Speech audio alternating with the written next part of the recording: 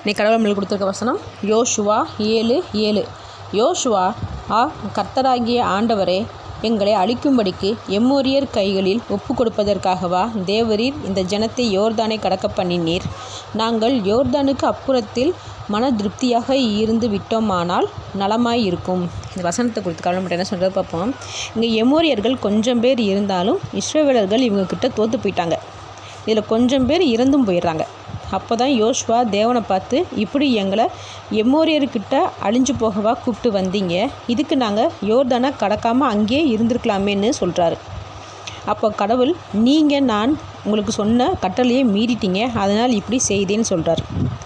ஆகான் என்பவன் பாபிலோனியர்கள்கிட்ட இருந்து கொள்ளையடிச்சிட்டு வந்த தங்கம், வெள்ளி, வெண்கலம், சால்வை இதுக்கு பேராசைப்பட்டு ஒளிச்சு வச்சுக்கிறான். சால்வையை தவிர தங்கம், வெள்ளி, வெண்கலம் இது மூன்றுமே தேவனுடைய பொக்கிஷங்களில் சேர்க்கப்படணும். சால்வையை யாரும் எடுக்கக்கூடாதுன்னு சொல்லியிருப்பார். ஆனால் ஆகான் என்பவன் இந்த பொருள் மேலே பேராசைப்பட்டு தேவன் சொன்னதை மீறி தங்கம், வெள்ளி, வெண்கலம், சால்வை இதை எடுத்துட்டு அவனுடைய கூடாரத்தில் ஒளிச்சு வச்சுருந்தான். இதை தெரியாத யோசுவா தேவன்கிட்ட புலம்புறாரு. அப்புறம் தேவன் வெளிப்படுத்தினதுக்கப்புறம் யோசுவா ஆகான் செய்த செயலை கண்டுபிடிச்சி அவனை எல்லாரும் கல்லெறிஞ்சு கொண்டு போட்டுறாங்க. இப்படி நமக்கும் தெரியாமல் ஏதோ ஒரு விஷயம் நடந்திருக்கும். அதை நம்ம விசாரித்து ஒழுங்குபடுத்தணும்.